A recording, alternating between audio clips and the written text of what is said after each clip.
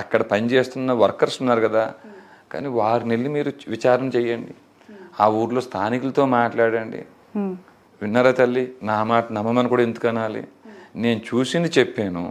ఆయన మీద అంతకుమించి అభిప్రాయం వేరే అభిప్రాయం లేదు. ఎవరైతే సౌందరరాజన్ గారి దగ్గర పని చేస్తున్నారో వారు ఆలయ ప్రాంగణంలో పనిచేసిన వారు ఈరోజు బయటకు వచ్చి చెప్తున్నారు, రంగరాజన్ గారు మద్యం తాగుతారు, అమ్మాయిల కోసమే పైన రూమ్ ఏర్పాటు చేసుకున్నారు, ఆ చెత్త చెదారం ఇవన్నీ చూడలేక ఏమంటారు చికెను మటను కూడా స్పూన్తో తింటాడు ఆయన, బౌల్లో వేసుకుని చెయ్యి పెట్టిన స్పూన్తో తింటాడు ఆయన.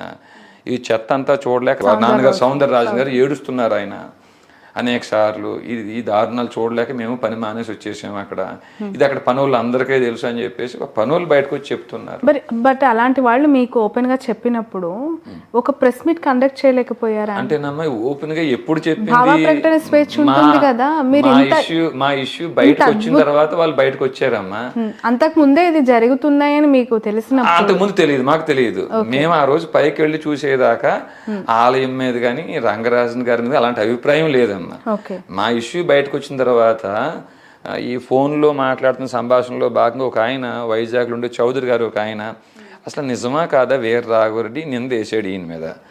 అక్కడ ఆలయంలో పనిచేసే వ్యక్తులు మనకు పరిచయం కదా, ఒక్కసారి ఆ పనిచేసిన వ్యక్తులు పరిచయం ఉన్నారు కదా, ఒక్కసారి మనం కనుక్కుందాం అని చెప్పేసి ఆయన ఫోన్ చేశారు. ఊరికే ఒక రాయి వేయటం కోసం ఫోన్ చేస్తే ఆ అబ్బాయి ఎవరైతే పనిచేసిన అబ్బాయి ఉన్నాడో అబ్బాయి చెప్తున్నాడు, నిజమే ఇలా జరుగుతుంది అక్కడ, నేను ఎప్పుడో చెప్పాను, శ్రీదేవి అక్కకు కూడా ఈ విషయం చెప్పాను, శ్రీదేవి అక్క మనకెందుకురా పెద్దవాళ్ళ విషయాలు మనం పట్టించుకోవడం, శ్రీదేవి అక్క అందే, ఆయన మటన్ చికెన్ గోశాలలో వండుకు తింటున్నారు. ఎవరు శ్రీదేవి? శ్రీదేవి అని ఆవిడ యూట్యూబర్ అటెండ్ ఆవిడ. మటన్ చికెన్ గోశాలలో వండుకు తింటున్నారు. రెండోది స్పూన్తో తింటున్నాడు రంగరాజన్ గారు, చెయ్యి పెట్టడం చెయ్యి వాసన వస్తుందని. పైన అమ్మాయిల కోసం ఒక రూమ్ ఏర్పాటు చేసుకున్నారు. సౌందరరాజన్ గారు ఇవన్నీ చూసి ఏడుస్తున్నారు, ఆయన బాధపడుతున్నారు, కుమిలిపోతున్నారు అని చెప్పేసి ఆ అబ్బాయి చెప్పిన మాటలు. ఇంకొక మాట తల్లి, అసలు ఏం అక్కర్లే, మనకి శాస్త్ర పరిజ్ఞానం బాగా ఈరోజు పెరిగిపోయింది. మా అభియోగాలు అయితే ఆయన చెప్పే అభియోగాలు తెలియాలంటే నార్కో అనాలిసిస్ టెస్ట్ ఒకటి ఉంటుందమ్మా, దానికి మేము సిద్ధమై ఉన్నాం. లైట్ డిటెక్టర్ ఉంటుంది, దానికి మేము సిద్ధమై ఉన్నాము. మరి ఆయన కూడా సిద్ధమైతే ఇబ్బంది ఏమీ లేదు. ఇంకా రెండోది విషయం చెప్తాం తల్లి, 7వ తేదీ దాడి జరిగింది అంటున్నారు ఆయన, 8వ తేదీ దాకా కంప్లైంట్ ఎందుకు ఇవ్వలేదని ప్రశ్నిస్తే విలేకరులు, వారెవరో మాకు తెలియదు, వారు ఒక వెబ్సైట్ పేరు చెప్పారు కాబట్టి మేము వెబ్సైట్లో కొట్టి ఇవన్నీ చూడడానికి ఒక డే సమయం పట్టింది, 2వ రోజు వెళ్ళి ఇచ్చామంటున్నారు. నిజం అది కాదమ్మా. ఆ రోజు అప్పటికే మద్యం సేవించి ఉన్నారు, 2 అమ్మాయిలు ఉన్నారు లోపల. మేము గట్టిగా అరిసి జనాన్ని పిలిచినా, అక్కడ చుట్టూ వేల మంది ప్రదక్షిణ చేసేవారు అక్కడ ప్రాంతానికి వచ్చినా ఆయనకు పరుగు పోతుంది. అసలు ఆయనే ఒక్క ఫోన్ కాల్ చేసి, ఆయన ఫోన్లు అయితే మేము తీసుకోలేదు కదా, ఆయన దగ్గర ఉన్నాయి కదా, ఆయనే ఒక్క ఫోన్ కాల్ చేసి ఇగో నన్ను కొట్టి పారిపోతున్నారు, ఒకసారి మీరు వాళ్ళని పట్టుకోవడానికి ఒక ఇన్స్ట్రక్షన్స్ ఇచ్చిన 100 మంది వాలంటీర్స్ ఉన్నారు, అక్కడే మా ఉన్న 20 మందిని చుట్టుముట్టి మాకు దేహశుద్ధి చేయొచ్చు.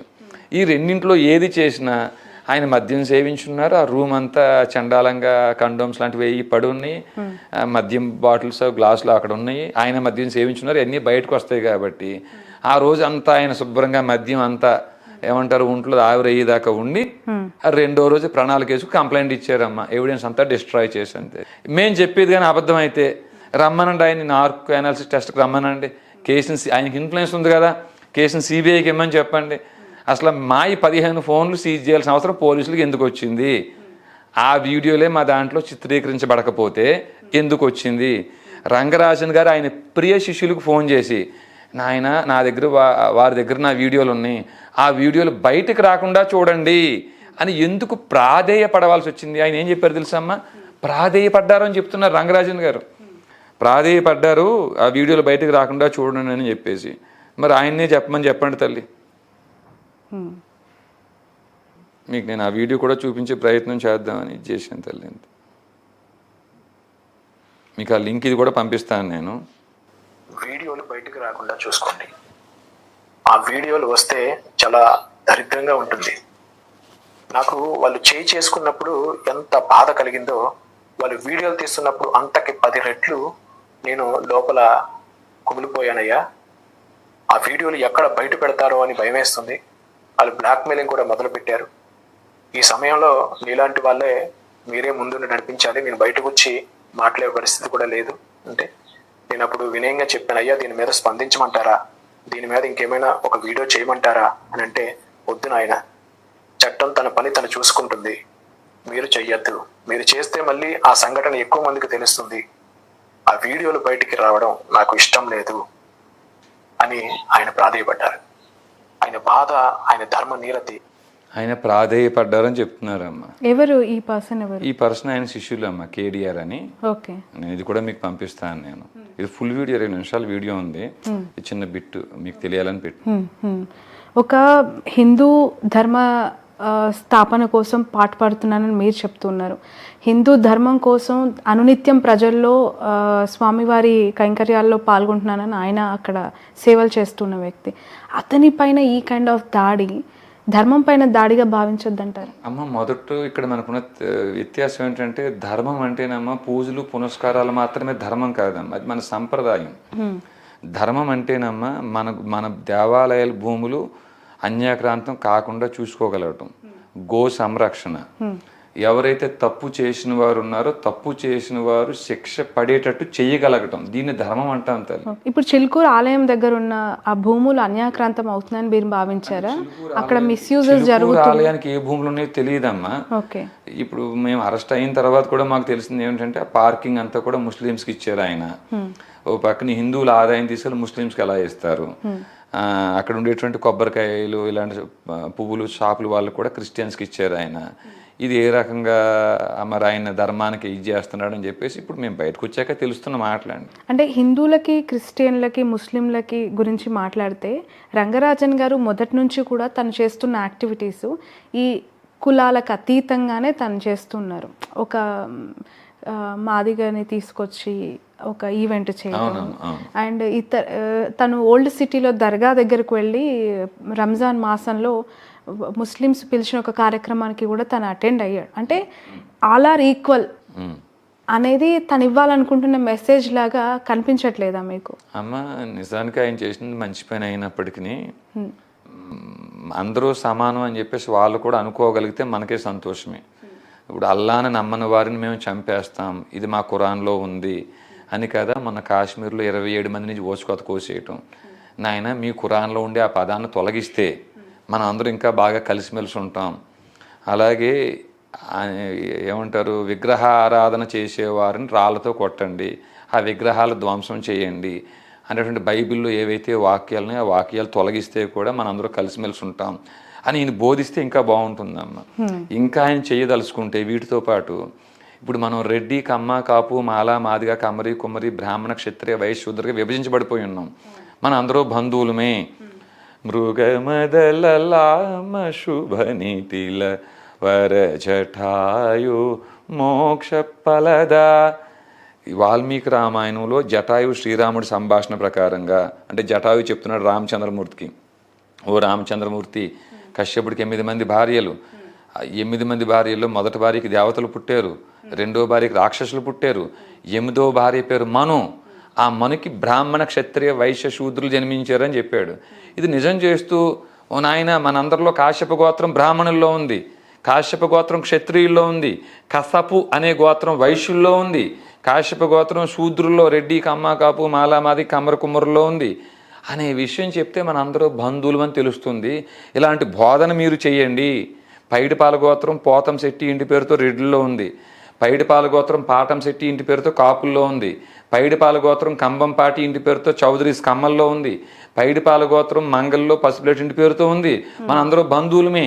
వశిష్ఠ గోత్రం చతుర్వర్ణాల్లో ఉంది, కౌండిన్య గోత్రం చతుర్వర్ణాల్లో ఉంది, మనందరూ బంధువులమే.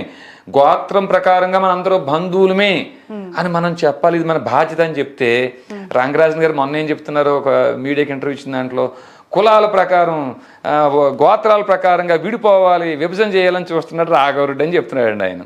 మరి ఆయనకున్న జ్ఞానం ఎట్లా, నేను ఏం చెప్పను. నేను గోత్రం ప్రకారంగా మన అందరూ బంధువులమే. మీరు కమ్మో, కాపో, మాలో, మాదిగో, కమ్మరో, కుమ్మరో, బ్రాహ్మణో, క్షత్రియ, వైశ్య అయినా ఇదిగో ఈ గోత్రం ప్రకారంగా మన బంధువులు, మీలోను మాలోను ఒకటే గోత్రం ఉంది. ఇప్పుడు మీరు ఏం చదువుకున్నారు యాక్చువల్లీ? మీకు నేను 10th క్లాస్ అమ్మా, SSLC. బట్ ఇంత అద్భుతంగా మాట్లాడుతున్నారు. మీరు రామరాజ్య స్థాపన ధర్మం కోసం పాటుపడాలని ఒక మార్గాన్ని ఎంచుకున్నారు, ఇంత అద్భుతంగా దానికి పైన అధ్యయనం చేస్తున్నారు. ఆయన కూడా ఎంతో అద్భుతంగా చదువుకుని ఒక ప్రొఫెసర్గా ఉండి రిటైర్మెంట్ అయ్యి స్వామివారి సేవల్లో ఆయన నిమగ్నమయ్యారు. ఇద్దరి ఇంటెన్షన్స్, ఇద్దరి మోటివ్స్ ఒక్కటే, ఎంచుకున్న మార్గాలు వేరేమో అని అనుకొని కన్విన్స్ అవ్వలేకపోతున్నారు ఎందుకు మీరు? ప్రతిసారి ఆయన నడుస్తూ ఉన్న మార్గం తప్పు, ఆయన చెప్తూ ఉన్నదే తప్పు అని ఎందుకు ఎత్తి చూపిస్తున్నారు? ఓన్లీ చిలుకూరు ఆలయంలోనే కనిపిస్తుందా? అన్ని దేవాలయాల్లోనే ఉందా? చిలుకూరు ఆలయం మాత్రమే కాదు, మనకు యుగాల క్రితమే అర్చక పురోహిత వ్యవస్థను తీసుకొచ్చారు మన పెద్దలు. ఈ అర్చక పురోహితులకు ఏ లక్షణాలు ఉండాలి? భగవద్గీత 18వ అధ్యాయం 42వ శ్లోకం చెప్తుంది. అలాంటి లక్షణాలు ఉన్నవారు అర్చక పురోహితులుగా ఉండాలని. ఇప్పుడు సాధ్యం అవుతుందా వాళ్ళు మార్చుకోవాలి అని అంటే? ఇన్ని వందల సంవత్సరాల నుంచి టెంపుల్స్లో ఇంతమంది పురోహితులు. ఒకసారి నాది పూర్తి అవనివ్వండి తల్లి, చెప్పండి. ఈ 42వ శ్లోకం జ్ఞానం విజ్ఞానం కూడా చెప్తుంది. అయితే నేనేమంటానమ్మా, మీరు 1947లో హిందువులు ఓచుకోత చూశారు, అర్చక పురోహితులు చూశారు. రెండవది కాశ్మీర్లో 1999లో ఓచుకోత చూశారు. బంగ్లాదేశ్లో, వెస్ట్ బెంగాల్లో చూసాం. నిన్నగాక మొన్న పెహల్గాం దాడి 27 మందిని అబ్బాయిలు ప్యాంట్లు విప్పదీసి మరి వీరు హిందువులు అవునా కాదా, ఇలా ఓచుకోతలు అన్నీ చూస్తున్నాం. ఇంత జరిగినా మనకి జ్ఞానం రావద్దా? మనకి జ్ఞానమే ఉంటే ఇప్పుడు మనం ఏం తప్పు పడుతున్నాం? ఆ టెర్రరిస్టులు తప్పు పడుతున్నాం. మనం వీళ్ళకి బోధించిన బోధకులది తప్పు. మన ఖురాన్లో ఇలా ఉంది, అల్లాని ఎవరైతే నమ్మరో వాళ్ళందరినీ చంపేయండి, ఇది మన ఖురాన్ ప్రకారంగా తప్పు కాదు అని వారు బోధన చేస్తున్నప్పుడు 15 నిమిషాల పోలీసులు కళ్ళు మూసుకుంటే 100 కోట్ల మంది హిందువుల్ని చంపేస్తానని ఆ మత పెద్ద చెప్పినప్పుడు, ఆయన ఎవరు ఓవైసీ చెప్పినప్పుడు, ఇక్కడ ఏం జరుగుతుంది? లవ్ జిహాద్ జరుగుతుంది, భూ జిహాద్ జరుగుతుంది, హలాల్ సర్టిఫికెట్ పేరుతో ఫుడ్ జిహాద్ జరుగుతుంది. ఇన్ని జరుగుతున్న ఆలయాల్లో ఉండి అర్చక పురోహితులు, అయ్యా మనకి ఇలాంటి విఘాతం కలుగుతుంది, ఈ సందర్భం ఉంది కాబట్టి మనం కూడా క్షాత్రం కలిగిన వారందరూ పక్కకు రావాలి, మనం కూడా ప్రత్యేక వ్యవస్థ కింద ఏర్పాటు చేసుకోవాలన్నటువంటి జ్ఞానం విజ్ఞానం ప్రతి ఊర్లో ఉండి అర్చక పురోహితులకు ఉండి తీరాలి. ఒక్క రంగరాజన్ గారిని అంటలేదండి, ఇక్కడ అర్చకులు పురోహితులు ఉండి తీరాల్సిన లక్షణాలండి అవి. సాధ్యమవుతుందా? సాధ్యం పడాలమ్మా, లేకపోతే వారు అర్చక పురోహితులుగా పనిచేయరు. ఎలా అవుతుంది? ఉదయం నుంచి రాత్రి వరకు ఎండోమెంట్ డిపార్ట్మెంట్లో ఉన్న ఆలయాల్లో జరుగుతున్న శాస్త్రోక్తంగా పద్ధతులు ఒకవైపు మనం చూస్తూ ఉన్నాం. ఎండోమెంట్లో లేని గుళ్ళల్లో అసలు నిత్య పూజలకి నోచుకొని విగ్రహాలు ఎన్నో ఉన్నాయి. ఎలా సాధ్యమవుతుంది? మీ రామరాజ్య స్థాపన దానికోసం పోరాటం స్టార్ట్ చేసిందా? అంటే రామరాజ్యం అంటే నాది కాదమ్మా, రామరాజ్యం అంటే రామో విగ్రహవాన్ ధర్మః, ధర్మం పోతే రాముడట. దుష్ట శిక్షణ శిష్ట రక్షణ ఇప్పుడు కూడా న్యాయస్థానాలే 340 సిఆర్పిసి రీడ్ విత్ 195 1B కొత్త చట్టం 379 బిఎన్ఎస్ఎస్లో ప్రయోగించి చెయ్యమని కోరుకుంటున్నాం. అలా దుష్ట శిక్షణ శిష్ట రక్షణ చెయ్యని న్యాయమూర్తుల మీద ఆర్టికల్ 124 సబ్ క్లాస్ 4 కేంద్ర రాష్ట్ర ప్రభుత్వాలు ప్రయోగించి వాళ్ళని ఇంపీచ్ చేసి జైలుకి పంపమని కోరుకుంటున్నాం. ఇది చట్టబద్ధంగా చట్టాన్ని అమలు చేయమని మేము కోరుకుంటున్నాం. ఈ పని వారు చెయ్యనప్పుడు ఆయన ఇట్లాంటి అన్యాయం మనకు జరుగుతుంది. ఉదాహరణ గుడిలో కూడా ఇప్పుడు రంగరాజన్ గారు ఉన్నారు, ఆ టెంపుల్ కూడా ఎండోమెంట్లో ఉందని కొంతమంది, లేదని కొంతమంది అంటున్నారు. యాక్చువల్గా నేను ఆ ధర్మకర్త మల్లారెడ్డి గారు ఇంటర్వ్యూ చేశానండి. అది ఎండోన్మెంట్ డిపార్ట్మెంట్లోనే ఉంది, కానీ ఎండోన్మెంట్ డిపార్ట్మెంట్లో ఉన్నట్టు అది ఆధారాలు ఎక్కడ మనకు పర్వాలేదు. కానీ రంగరాజన్ గారు ఉన్నారు, చక్కగా ఆయన మైక్ పట్టుకొని 1000 మందో 2000 మందో తిరుగుతున్నప్పుడు ఆయన ఏదో గోవిందనామాలో జపాలో తపాలో చెప్తున్నారు. మీరు టీ షర్ట్ వేసుకోవద్దు, జీన్ ప్యాంట్ వేసుకోవద్దు, ఆడవాళ్ళు కూడా చక్కగా చీర ధరించాలి, సంప్రదాయ వస్త్రాలు ధరించాలని చెప్తున్నాడు కదండి ఆయన. అట్లా చెప్పగలిగే అర్చక పురోహితులు 100లో 2 3 మిగిలిన, అంతమందికి స్వేచ్ఛ లేకపోవచ్చు మీరు అన్నట్టు, మిగిలిన వారైనా దృష్టి పెట్టి, ఉదాహరణ మా ఊర్లో ఉన్నాయమ్మా ఎండోమెంట్లో ఆలయాలు లేవు, మా ఊర్లో ఉండే అర్చక పురోహితులు కూడా ఇట్లా ధర్మానికి విఘాతం కలిగే ప్రమాదం ఏర్పడుతుంది కాబట్టి ఊరందరూ మనం ఒక తాటి మీదకి రావాలి, క్షాత్రం కలిగిన వారిని సిద్ధం చేసుకోవాలి, వారి పోషణ కోసం వైశ్య శూద్రులను మనం ప్రేరేపించాలి అనేటువంటి తత్వంలో వారు కూడా లేరు. మీరు విన్నారా తల్లి? ఒక్క ఎండోమెంట్లో ఉన్న ఆలయాలు మాత్రమేనే కాదు, ఎప్పుడైతే పురోహితులు అంటే ఊరు తిరుగుతారు, ఊర్లో తిరుగుతారు, విహిత నిషిద్ధ కార్యాల్లో వారు ఏమంటారమ్మా, దినకర్మలు చేసేటప్పుడు లేకపోతే వ్రతాలు పండుగలు పబ్బాలు అప్పుడు వారు ఊరు తిరుగుతారు. వారు కూడా ఒక సత్యనారాయణ వ్రతం చేస్తున్నారంటే 100 మంది 150 మంది రావచ్చు. దేవి నవరాత్రులు వస్తున్నాయి, వినాయక నవరాత్రులు వస్తున్నాయి, ఇలాంటి సందర్భాల్లో విగ్రహాలు పెడుతున్నాం. మనం పెట్టి పూజలు జరుగుతున్నప్పుడైనా 200 మంది 300 మంది వస్తే ఈ 9 రోజులు అయిపోయాక వెళ్ళిపోవటంలో ఉపయోగం ఏముంది? నాయన ఇలాంటి విఘాతం జరుగుతుంది కాబట్టి మీరు అందరూ కూడా నడుము బిగించాలి ధర్మస్థాపన కోసం. మన దేవాలయాల భూములు అన్యాక్రాంతం అయిపోయింది. ఆ కోర్టులో న్యాయమూర్తులు ఈ చట్టాలు ప్రయోగించట్లేదు. వారి మీద ఏమో ఈ 197 సిఆర్పిసి ఆర్టికల్ 124లో ఏమో కేంద్ర రాష్ట్ర ప్రభుత్వాలు ప్రయోగించట్లేదు అనేటువంటి జ్ఞానం బోధించే బాధ్యత అర్చక పురోహితులది. అమ్మ, రాముడు ఎప్పుడో త్రేతాయుగంలో రాముడు అలా చేశారు, ఇలా చేశారు. ఈ బోధనలన్నీ చిన్నప్పటి నుంచి విన్నాం మనం. మనకు రామాయణం కొత్తగా బోధించగల మా అమ్మ చిన్నప్పుడే ఉగ్గుపాలతో బోధించిందండి. వినవమ్మ ఊర్మిళ వారు విష్ణు కలిగి వారంతా చూడగా నాట్యమాడి తినమ్మ నీ తోడు. ఈ కుడి సంఖన ఒక బిడ్డని ఎడమ సంఖన ఒక బిడ్డని పెట్టుకుని నెత్తి మీద నీళ్ళ బింది పెట్టుకొని రాముడు చెప్పిన నాట్యాన్ని నేను ప్రదర్శించానమ్మా. తిస్ర, చతురస్ర, ఖండ, మిశ్ర, సంకీర్ణ గతుల్లో నాట్యం చేశానమ్మా. వినవమ్మ ఊర్మిళ వారు విష్ణు కలిగి వారంతా చూడగా నేను నాట్యం చేశానమ్మా అని తోటికోటలతో చెప్పుకుందండి ఎవరు? సీతమ్మ. ఇలాంటి రామాయణం అంతా చిన్నప్పుడు ఉగ్గుపాలతో విన్నాను తల్లి. మా కొత్తగా రామాయణం మీరు బోధించక్కర్లే. భగవత రామాయణ గీతాది శృతి శాస్త్ర పురాణపు మర్మములన్ శివాది షణ్మతముల గూఢములన్ 30 సురాంతరంగముల భావం బులనెరిగి భావరాగలయాది సౌఖ్యము చేచిరాయువున్ గలిగి నిరవధి సుఖాత్ములై త్యాగరాజాప్తులైన వారు. ఈ భాగవత రామాయణ గీతాది శృతి శాస్త్ర పురాణపు మర్మాలన్నీ వామన పాలగోత్రులు చెప్పక చిన్నప్పుడే విన్నాను తల్లి. కొత్తగా బోధనలు అవసరం లేదు. చక్కగా మీ పని మీరు చేయండి. అన్యమత ప్రార్థనా మందిరాల్లో వారి బోధకులు ఏ పని చేస్తున్నారో అలాగా దుర్బోధన మనం చేయక్కర్లేదు. డిఫెన్స్, రక్షణ కోసమైనా మనం ఒక సైన్యాన్ని ఏర్పాటు చేసుకోవాల్సిన బాధ్యత ప్రతి ఊర్లో ఉండే అర్చక పురోహితుల మీద ఉందని తిరుగుతున్నాను తల్లి. అంతే. ఎంతమంది ఉన్నారు మీ టీం మెంబర్స్? అమ్మ, రామరాజ్యం రెండు విధాలుగా ఉందమ్మ. ఒకటేమో పాలక వ్యవస్థ.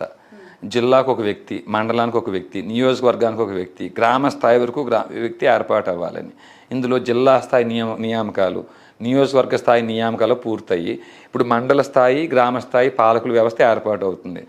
అందులో వారు ఏమిటంటే వారంలో ఒక్కరోజే పనిచేస్తారు, జీతం తీసుకోరు. ఇంకా రెండోది సైనిక వ్యవస్థ. ఈ గో సంరక్షణకి, దేవాలయాల భూములు కాపాడుకోవడానికి, ఇలాంటి వాటికి సైనిక వ్యవస్థ. దీంట్లో సుమారు ఇంచుమించుగా ఒక 100-150 మంది వరకు ఇప్పుడు నియామకం పూర్తయి ఉంది తల్లి ఇప్పుడు వరకు. ఓకే. వాళ్ళు ఫ్రీగా పనిచేస్తారా? వీరికి శాలరీ ఇవ్వాలి. ఎంత ఇస్తారు? నెలకి 20,000 రూపాయలైనా ఉండాలని కోరుకున్నాం తల్లి. ఎక్కడి నుంచి వస్తున్నాయి మీకు డబ్బులు? ఇప్పుడు ఎవరైతే రామరాజ్యంలో www.ramarajyam.net ద్వారా పౌరసత్వం తీసుకుంటారో నెలకు 100 రూపాయలు కట్టినా ఈ డబ్బు వీరికి శాలరీ కింద వెళ్తుంది. ఓకే. ఇదొక పెద్ద అంటే ఫ్యూచర్లో బాగా దీన్ని పటిష్టంగా తీసుకెళ్లడం కోసం ఏదో ఒక పెద్ద లక్ష్యం కోసం ఇంతలా విస్తరిస్తూ ఉన్నారా? ఇలాంటివి చాలా అడ్డుకట్టలు వచ్చే అవకాశం ఉంటుంది. ఎట్లా ఎదుర్కోబోతూ ఉన్నారు? ఎందుకు అనంటే మొన్న జస్ట్ ఒక దాడి చేశారు అనే క్రమంలో 55 రోజులు మిమ్మల్ని జైల్లో పెట్టారు, అరెస్ట్ చేశారు. ఆ తర్వాత పూర్తిగా మీకు సంబంధించి వార్తలు కానీ మేము కానీ ఎక్కడా కనిపించలేదు. ఇప్పుడు బయటకు వచ్చారు, మళ్ళీ ఇంటర్వ్యూ స్టార్ట్ చేస్తున్నారు. అఫ్కోర్స్ ఈ ఇంటర్వ్యూ చేసిన తర్వాత పర్యవసానాలు ఉండనే ఉంటాయి, మీ మీద కూడా ఉంటాయి. అఫ్కోర్స్ మిమ్మల్ని ఇంటర్వ్యూ చేసినందుకు మా మీద కూడా ఉండొచ్చేమో, ఐ డోంట్ నో. బట్ ఎట్లా ముందుకు వెళ్ళాలని మీ ఇంటెన్షన్స్ ఏంటి? అమ్మ, ఇక్కడ మొదటిది ఏమిటంటే మేము రిమాండ్ అయినప్పుడు, అరెస్ట్ అయినప్పుడైనా చిలుకూరులో హుండీ కోసం వెళ్ళారు. ఇప్పటికీ చాలా ఆలయాల్లో హుండీలు దొంగతనం చేశారు. కోట్ల రూపాయల డబ్బులు దండుకున్నారు సెటిల్మెంట్ల పేరుతోటి. ఏదో రకరకాల ఆరోపణలు పెట్టుకుంటూ వచ్చి దాంట్లో పేపర్లు అవి చూశాను నేను. మాకు లోపల కూడా టీవీ ఉంది, అవన్నీ నిజం అయితే అంటే అకౌంట్ లేని హుండీల పైన మీ కన్ను పడింది. నిజం అయితే మేము కోట్ల చాలా గుళ్ళల్లో అలా మీ సభ్యులతోని హుండీలు ఎత్తుకొచ్చేసారు మీ గ్యాంగ్ అనేది, నిజం కదా? నిజం అయితే ఆ హుండీలు ఎక్కడ రికవర్ చేశారా పోలీసు వాళ్ళు? కోట్ల రూపాయలు మేము అదే కదా మ్యాజిక్. అదే పట్టుబడకుండా చేయడమే మీ ట్రిక్స్ కదా. అదే రామరాజ్య స్థాపన పేరుతో జరుగుతూ ఉన్న కాదమ్మా. మరి వారి అసమర్థత, పట్టుబడిన స్థాయిలో మేము ఇన్ఫ్లుయెన్స్ చేసేస్తే వారి అసమర్థత. ఇప్పుడు సీఎం, మంత్రులు, లేకపోతే అపోజిషన్ లీడర్స్ ఎవరికి సపోర్ట్గా ఉన్నారమ్మా? రంగరాజన్ గారికా, మాకా? అంతే తల్లి. ఈ ఆరోపణలు మా మీద వచ్చినప్పుడు అసలు ఏం జరిగింది అన్నప్పుడు రిజాయిండరీ, ప్రత్యుత్తరం చెప్పే బాధ్యత మాదమ్మా. ఇది కూడా రంగరాజన్ గారు తట్టుకోలేకుండా వీర్రాఘవరెడ్డి ప్రెస్ మీట్ ఎవరు వేసినా వాళ్ళందరి మీద కేసులు పెడతాం, సివిల్ డిఫేమేషన్ వేస్తాను, క్రిమినల్ డిఫేమేషన్ వేస్తాను అంటున్నాడండి ఆయన. అసలు నేను మీ ఇంటర్వ్యూలోనే చూశాను మల్లారెడ్డి గారితో మాట్లాడుతుంటే. నిజం అబద్ధం నాకు తెలియదు.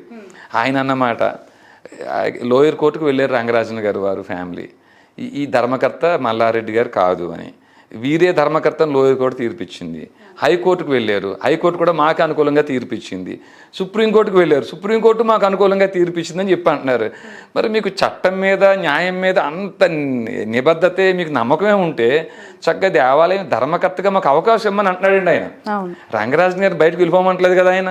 మీ ఇంటర్వ్యూ చూశాను, ఆయన బయటకి ఇంటి ఉద్దేశం అని మీరు అడిగారా? మాకు అలా ఏమీ లేదండి, ధర్మకర్తగా అధికారికంగా అవకాశం ఇస్తే దండం స్థానం కోరుకుంటున్నానని చెప్పి. నిజంగా వాస్తవానికి మల్లారెడ్డి గారి ఇంటర్వ్యూ, ఆయన ధర్మకర్తగా నాకు అప్పటి వరకు తెలియదు.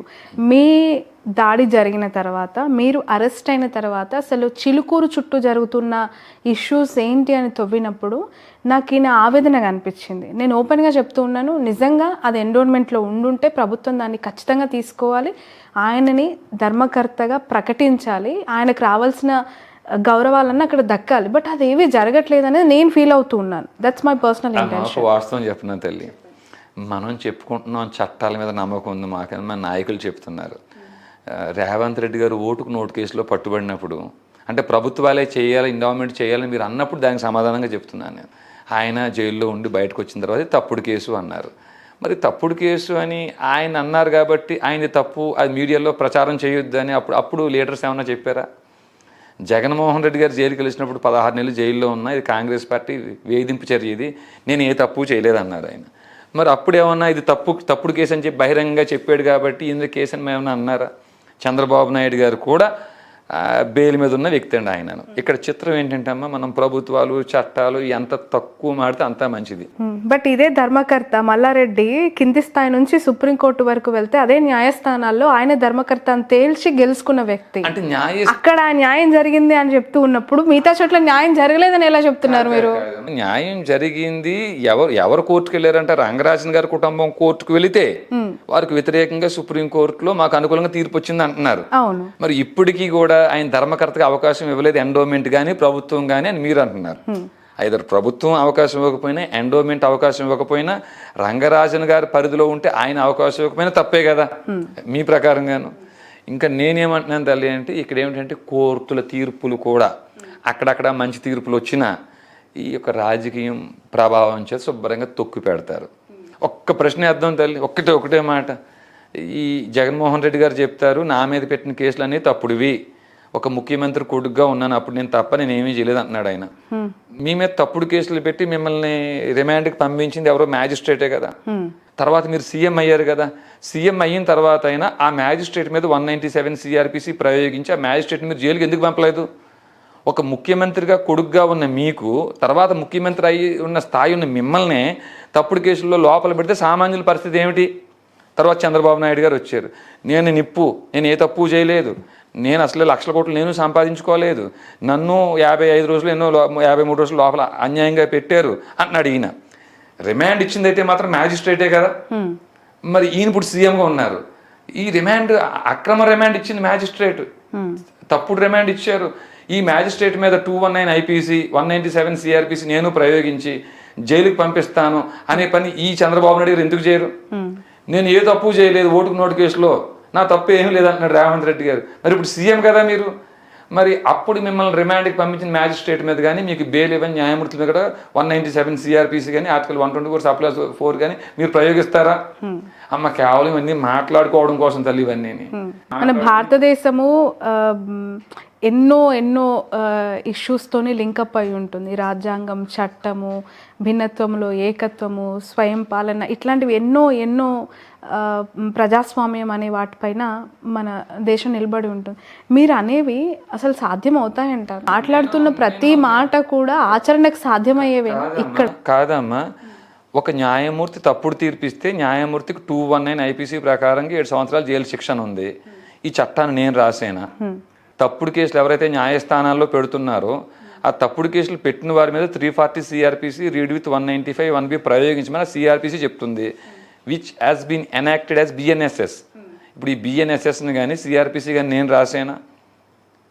ఈ తప్పుడు తీర్పులు ఇచ్చి దుష్ట శిక్షణ శిష్టరక్షణ చెయ్యని న్యాయమూర్తుల మీద 197 CRPC అంటే కొత్త చట్టం BNSS 218 మరియు ఆర్టికల్ 124 సబ్క్లాస్ 4 ప్రయోగించి తొలగించి జైలుకి పంపమని చెప్తుంది. ఇవి నేను రాసేనా తల్లి?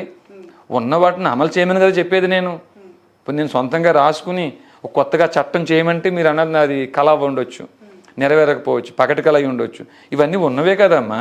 Okay, right. అమ్మ మీరు ఒక మర్డర్ చేసినా, మీరే ఒక మానభంగం చేసినా మీరు ఏమన్నా 10 కోట్లు ఖర్చు పెట్టగలరా? మీరు ఖర్చు పెడితే ఒక రోజులో బెయిల్ వస్తుంది మీకు. మీ దగ్గర ఏమీ లేవా, డబ్బులు లేవా, మీరు ఏ తప్పు చేయకపోయినా జైల్లో ఉండాల్సిందే. ఇప్పుడు అదే చెంచల్ కూడా జైలుకి మేము వెళ్ళాం కదమ్మా. సుమారు 2000 మందో 2500 మంది ఉన్నారు. దాంట్లో ఏ తప్పు చేయకుండా అన్యాయంగా జైలుకి వచ్చిన వారి శాతం ఎక్కువ మంది ఉన్నారమ్మా అక్కడ. కారణం ఏమిటంటే వారికి బెయిల్ వేసే దిక్కు కూడా లేదు. మిమ్మల్ని అరెస్ట్ చేసి రిమాండ్ చేసిన తర్వాత చెంచల్గూడ జైల్లో ఉన్న సిచ్యువేషన్స్, మిమ్మల్ని ప్రశ్నించిన విధానం ఏంటి? అక్కడ ఎలాంటి ఇంట్రాగేషన్ జరిగింది? ఏం తీసుకున్నారు ఆధారం? అంటేనమ్మా ఇక్కడ అరెస్ట్ అయిన తర్వాత సబ్ ఇన్స్పెక్టర్ కానీ, సిఐ కానీ, తర్వాత ఏసీపీ కానీ, డీసీపీ కానీ అసలు వారు విచారణ చేసిన తీరు కూడా చాలా చక్కగా ఉంది. ఎక్కడ పల్లెత్తు మాట, కనీసం ఏరా అనే పదం కూడా వారు ఎవరు ఉపయోగించలేదు. అంటే A1గా నా వరకు చెప్తున్నానండి. అంటే మిగతా వాళ్ళకి ఆ ట్రీట్మెంట్ ఎలా నాకు తెలియదు. నాకు దాంట్లో ఒకళ్ళిద్దరు మ్యాన్ హ్యాండ్లింగ్ జరిగిందని చెప్పేసి అన్నారు మా దాంట్లో కూడాను. సో మిగతా వాళ్ళందరూ అసలు మ్యాన్ హ్యాండ్లింగ్ అవి ఏమీ లేదు, వారు చక్కగానే మాట్లాడారు, అడిగిన దానికి మేము చెప్పామన్నారు వాళ్ళు.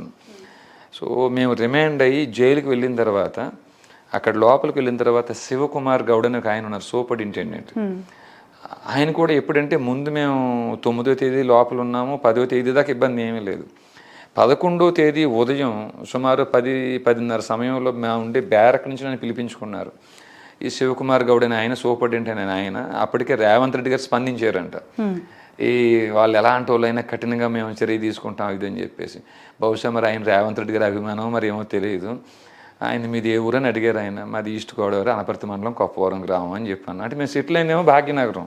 ఆయన మీ ప్రాపర్ అడిగాడు, ఆయన మీ స్వస్థలం ఎక్కడైనా అడిగాడండి ఆయన. అయితే మాది ఇదని చెప్పాను, మాది ఈస్ట్ గోదావరి, అనపర్తి మండలం, కొప్పవరం గ్రామం. అసలు మీ ఆంధ్ర వాళ్ళందరూ ఇంతే, ఆంధ్ర వాళ్ళందరూ దొంగలే, మీ ఆంధ్ర వాళ్ళందరూ సిగ్గు శరం లేకుండా తెలంగాణ వచ్చినా కూడా ఇంకా మా తెలంగాణకు వస్తున్నారు మీరు. ఆయన ఈ పదాలు మాట్లాడాడు ఆయన. ఇదేమిటి, చదువుకున్న వ్యక్తి, చక్కగా అక్కడ 3 సింహాలు గుర్తుంది, ఒక స్టార్ ఉంది, ఒక ఎస్పీ క్యాడర్లోకి ఇలా మాట్లాడుతున్నాడు ఏమిటి? అంటే కారణం రేవంత్ రెడ్డి గారి వీడియో ఇన్ఫ్లుయెన్స్ అటండి. అట్లా ఆయన ప్రవర్తించిన తీరు అవి కొన్ని మినహాయించి మిగతా అంతా కూడా జైల్లో స్టాఫ్ కానీ మిగతా వాళ్ళందరూ కూడా చాలా హుందాగా వ్యవహరించారండి. ఓకే, ఇంతకుముందు మాట్లాడుతూ అన్నారు తప్పు చేయని వాళ్ళు ఎక్కువ మంది శిక్ష పొందుతున్నారు, జైల్లో ఉన్నారు. ఏంటి అక్కడ అలాంటి సిచ్యువేషన్ రియాలిటీలో కనిపిస్తుందా మీకు? ఒక ఆయన జగదీష్ అట అమ్మ, ఆయన ఏదో దొంగ సెల్ ఫోన్ కొన్నారు అన్న అభియోగంతో జైలుకి వచ్చారట ఆయన. ఆయన వయసు సుమారు ఆయన జైలుకి వచ్చి 8 months అవుతుందండి. ఆయన వయసు కూడా సుమారు 50 సంవత్సరాలు అటు ఇటుగా ఉంటాయేమో. జైల్లోకి వచ్చిన 2 నెలలకో 3 నెలలకో ఆయన భార్య చనిపోయిందంట బయట. భార్య చనిపోయింది. అసలు బెయిల్కి 10,000 రూపాయలు కట్టే స్థితి కూడా ఆ కుటుంబానికి లేదటండి. బెయిల్ వచ్చింది ఆయనకి, 10,000 రూపాయలు కట్టి బయటకు వెళ్ళొచ్చు, అది కట్టే స్థితిలో వాళ్ళు లేరు. ఈయన లేకుండానే భార్య అంత్యక్రియలు జరిగినాయి. ఓ 10,000 రూపాయలు అద్దె చెల్లించే స్థితి లేకపోవడం వల్ల కుటుంబ పెద్ద బయట ఉండిపోయాడు, జైల్లో ఉండిపోయాడు. ఆ 2 ఆడపిల్లలు కూడా పక్క వారి ఇంట్లో ఎక్కడ యూసఫ్ గూడ, రెహమాన్ నగర్ ప్రాంతంలో చెప్పాడండి ఆయన ఇల్లు. ఆ 2 ఆడపిల్లలు కూడా పక్కింటి వారి దగ్గర ఆశ్రయం పొందుతూ జీవిస్తున్నారు. తర్వాత నా భార్య చనిపోయాక కూడా వీరికి బస్సుకు డబ్బులు లేక నడుచుకుంటూ చెంచల్గూడ జైలు దాకా వచ్చారు వీరు. ఆ తర్వాత మరి డబ్బులు లేవో ఏంటో తెలియదు, వారు ఫోను పని చేయట్లేదు, నేను ములాఖత్కి వారు రావట్లేదు. ఆ ఆడపిల్లలు కూడా సుమారు 18 ఏళ్ల వయసు లోపే ఉంటుందండి. నా పిల్లలు ఎలా ఉన్నారని ఆయన బాధపడుతూ ఉన్నారు. తర్వాత మేము బయటకు వచ్చాక వారి ఫోన్కి రీఛార్జ్ మేమే చేసి కాంటాక్ట్ అయ్యే ప్రయత్నం చేసాం, కమ్యూనికేషన్లో రాలేదనుకోండి. ఇట్లా చాలామంది, అట్లాంటి వారు చాలామంది ఉన్నారమ్మా, ఏ తప్పు చేయకుండా చాలామంది ఉన్నారు. ఓకే ఓకే, ఈ డిజిటల్ ఎరాలో డిజిటల్ యుగం అయిపోయింది. మీ ఆర్గనైజేషన్కి ఇది ఎలా తోడ్పాటు అవుతుంది? చాలామంది సోషల్ మీడియా ద్వారా వాలంటీర్లు వచ్చి జాయిన్ అవుతున్నారు అనేది నేను విన్నాను. మీ ఆర్గనైజేషన్లో ఎలా ఆపరేట్ చేస్తున్నారు దీన్ని? అంతలీ మాకు రామరాజ్యం.net అనే వెబ్సైట్ ఉందమ్మా. ఈ వెబ్సైట్లో రామరాజ్యంలో ఎవరైనా పౌరసత్వం తీసుకోవచ్చు. ఈ సిటిజన్షిప్ ఎవరైతే తీసుకున్నారో వారికి ఆన్లైన్లోనే డబ్బులు కట్ అయితే ఆన్లైన్ రిసిప్ట్ వస్తుంది. తర్వాత వీరికి ఉదాహరణకు ప్రతి జిల్లాలోనూ కనీసం 1,00,000 మంది అయినా రామరాజ్యంలో పౌరసత్వం తీసుకుంటే 1,00,000 మంది కనీసం 100 రూపాయలు ఎవ్రీ మంత్ కట్టగలిగితే ఆ జిల్లాలో ఒక సైన్యం ఏర్పాటు చేసుకోవచ్చు. ఈ అర్చక పురోహితులే నడుం బిగించి ఊరికొక సైనికుడిని ఇస్తే మనకి ఈ రకంగా సైన్యం ఏర్పాటు అవుతుంది. అర్చక పురోహితులు ముందుకు రాకపోతే వెబ్సైట్ ద్వారా పౌరసత్వం తీసుకుంటే డబ్బు వస్తుంది కదమ్మా, ఈ డబ్బు ద్వారా ప్రతి జిల్లాలో కనీసం 200-300 మంది సైన్యాన్ని పెట్టుకోవచ్చు, ఫుల్ టైమర్స్. ఇప్పుడు మిలిటరీకి ఎలాగైతే సైన్యం వెళ్తున్నారో అక్కడ ప్రాణం పోయినా 10 మంది ప్రాణాలు తీసిన, మిలిటరీలో ఎలాగైతే సరే నేను చనిపోయినా నా కుటుంబానికి ఇండియన్ గవర్నమెంట్ ఆదుకుంటుంది, ఎవ్రీ మంత్ పెన్షన్ వస్తుంది, నేను బతుకుంటే 16-17 ఏళ్ళు చేస్తే శాలరీ వస్తుంది అని ఎలాగైతే ఒక భద్రత ఉందో అలాంటి భద్రత ఈ సైన్యానికి కూడా ఇవ్వాలని కోరుకున్నాం. తల్లి ఇన్సూరెన్స్ లాంటిది ఏమైనా కట్టి ఈ సైన్యం ఎవరైతే దుష్ట శిక్షణ శిష్ట రక్షణ కోసం అన్నింటికీ సిద్ధపడి అన్ని త్యాగాలకి సిద్ధపడి ముందుకు వస్తారో వారికి ఎవ్రీ మంత్ 20-25 వేలు శాలరీ, వారి అకామిడేషన్ అవి మన సంస్థ మనం చూసుకోగలిగితే 2 రాష్ట్రాల్లో కనీసం ఒక 5,000 మంది సైన్యం ఏర్పాటైతే ఫుల్ టైమర్స్, ఈరోజు వచ్చిన వెళ్ళిపోయేటోళ్ళు కాదు, సైన్యం ఏర్పాటైతే మన దేవాలయాల భూములు స్వాధీనం చేసుకోవచ్చు, మన దేవాలయాలు స్వాధీనం చేసుకోవచ్చు. ఉదాహరణ మనం చట్టబద్ధంగా చేసుకోవచ్చు. ఒక జిల్లాలో మ్యాజిస్ట్రేట్ ఉన్నారు, అయ్యా మ్యాజిస్ట్రేట్గా మీరు వచ్చి 3 years అవుతుంది, ఇప్పటికీ మీ జిల్లాలో 1,00,000 ఎకరాల భూములు అన్యాక్రాంతం అయిపోయినాయి, అయినప్పటికీ కూడా మీరు ఎందుకు ఆ భూములను మీరు డిస్పోజ్ చేయలేదు, ఆ స్టేలు ఎందుకు తొలగించలేదు, మీరు కేసు ఎందుకు డిస్పోజ్ చేయకుండా అక్రమ కబ్జాదారులు మీరు కాపాడుతున్నారు, అలాంటి మీ మీద ఎందుకు మేము 197 CRPC ప్రకారంగా అప్లికేషన్ పెట్టకూడదు, ఎందుకు ప్రభుత్వాల దగ్గర అప్లికేషన్ పెడితే కూడా ప్రభుత్వం స్పందించకపోతే ఆ ప్రభుత్వం మీద 43 CRPC కానీ కొత్త చట్టం BNS సెక్షన్ 40 కానీ BNSSలను కానీ మేము ఎందుకు ప్రయోగించకూడదు అనేటువంటి వ్యవస్థ ఈ రామరాజ్యం అవ్వాలి. గో సంరక్షణ చేయాలి, భూ సంరక్షణ చేయాలి, ఎవరైనా ఏ తప్పు చేయకుండా జైలుకి వెళ్తున్నా వారి తరఫున మనం పోరాడగలగాలి అని ఒక చిన్న సంకల్పంతో చేసిన పని అమ్మ. ఎవరైనా చేరొచ్చు, రామరాజ్యంలో చేరొచ్చు. బట్ ఇంటెన్షన్స్ ఇంత క్లియర్గా మీరు ఓపెన్గా చెప్తూ ఉన్నారు, దీని వెనక ఎవరున్నారు అని అంటే ఈ సంస్థ స్థాపించడానికి? ఒక బెగ్గర్ ఉన్నాడమ్మా, శ్మశానాల్లో ఉంటాడు, ఆయన భిక్షం ఎత్తుకుంటూ ఉంటారు. ఆయనకి స్వరార్ణవం తెలుసు, స్వరాంధ్రం తెలుసు ఆయనకి. పని పని పమ పమ మగ మగ మరి సని సగమ పని పసని రి సమారి సని పమ గమ పసని పని పమరి సరి గమ. ఈ స్వరార్ణవాన్ని స్వరాంధ్రాన్ని డీకోడ్ చేయడం కోసం భూమి మీద బ్రతుకున్న వ్యక్తులు ఇద్దరులో ఆయన ఒక ఆయన. సో ఆ బెగ్గర యొక్క ప్రోత్సాహమేనమ్మా ఇక్కడున్నా ఎక్కడున్నా. లోకులతో పని కాదు, లోకేశ్వరుడితో పని అని ఆయన్నే నమ్ముకున్నాము. నేను ఇప్పుడు మాట్లాడిన ప్రతి అక్షరం, ప్రతి మాట, ప్రతి కీర్తన, ప్రతి పాట ఆయన పెట్టిన ఆ భిక్షగాడేసిన భిక్షమమ్మ. ఎవరు అతను? ఆయన పేరు శమన వైరి అమ్మ. భరద్వాజ గోత్రంలో జన్మించాడు ఆయన. ఆయన అడిగితే నా గోత్రం భరద్వాజస అని చెప్పారు, పేరు అడిగితే శమన వైరి అని చెప్పారు. ఆయన ఎక్కువ త్యాగరాజు కీర్తనలు పాడటం వల్ల నేను ఆయన త్యాగరాజు అనే పిలుస్తాను ఆయన. నేను అప్పుడప్పుడు పెద్ద ఆయన అని పిలుస్తాను, లేకపోతే ముసలాయన అని పిలుస్తాను ఆయన్ని. ఎక్కడ ఉంటారు ఆయన? ఆయన శ్మశానాల్లో ఉంటాడు తల్లి, ఊరు భిక్షం ఎత్తుకుంటూ ఉంటాడు ఆయన. శ్మశానాల్లోనే జీవిస్తాడమ్మా ఆయన. సో ఇవన్నీ మీరు ఆయన దగ్గర ట్రైన్ అప్ అయ్యారు? అంతే తల్లి, అంతేనమ్మా. బట్ ఇవన్నీ జరగక ముందు వీరరాఘవరెడ్డి గారికి వాళ్ళ కూతురు విషయంలో ఏదో ఒక బ్యాడ్ ఇన్సిడెంట్ ఉంది వ్యవస్థతో అని. అసలు ఏంటి దాని గురించి ఒకసారి ఫైనల్ గా ఎక్స్ప్లెయిన్ చేయండి. దీని అంతటికి ఆద్యం పోసింది మీ పాపకు సంబంధించిన ఒక ఎమోషనల్ జర్నీ, ఆ కనెక్షన్ అనేది ఇంతవరకు అది కూడా చాలా ప్రభావం ఉందమ్మా. ఏంటది? 2014-15 సంవత్సరంలో ఆంధ్ర అసోసియేషన్ ఆఫ్ తెలంగాణకి నేను ప్రెసిడెంట్ గా ఉన్నాను. నేను ఇప్పుడు ప్రెసిడెంట్ గా ఉన్నాను నేను. అయితే అప్పటికే మేము ఎవరైతే TRS నేతలు ఉన్నారో వాళ్ళ నుంచి అనేక బెదిరింపులు ఎదుర్కొన్నాం. తెలంగాణ వచ్చేసింది, మీరు ఆంధ్రాకి వెళ్ళిపోండి అని చెప్పేసి ప్రత్యక్షంగా బెదిరింపులు ఎదుర్కొన్నాం. మాది ఇక్కడ మా ప్రగతి రిసార్ట్ ఆపోజిట్లో మాది కొంత పొలం ఉంది. అట్లా చిన్న చిత్తగా మేము 2001-2002లో నేను సంగీత మాస్టర్గా పనిచేస్తే అప్పుడు నా శాలరీ సుమారు 2 లక్షల రూపాయలు పెర్ మంత్ ఉండేది నాకు. పెడగాజిక్స్ నేను టీచ్ చేసేటప్పుడు కొద్దిగా గొప్ప వాటితో కొనుక్కున్నవి, పెట్టుబడులు పెట్టినవి, అట్లా మేము స్థిరంగానే ఉండేటోళ్ళం. ఇప్పుడు తెలంగాణ వచ్చింది కదా, మీరు ఆంధ్రాకి వెళ్ళిపోండి అనేటువంటి బెదిరింపులు నేను స్వయంగా ఎదుర్కొన్నాను. ఇట్లాంటి సందర్భంలో ఆంధ్ర అసోసియేషన్ ఒకటి ఏర్పాటు చేసి ఉన్నాము.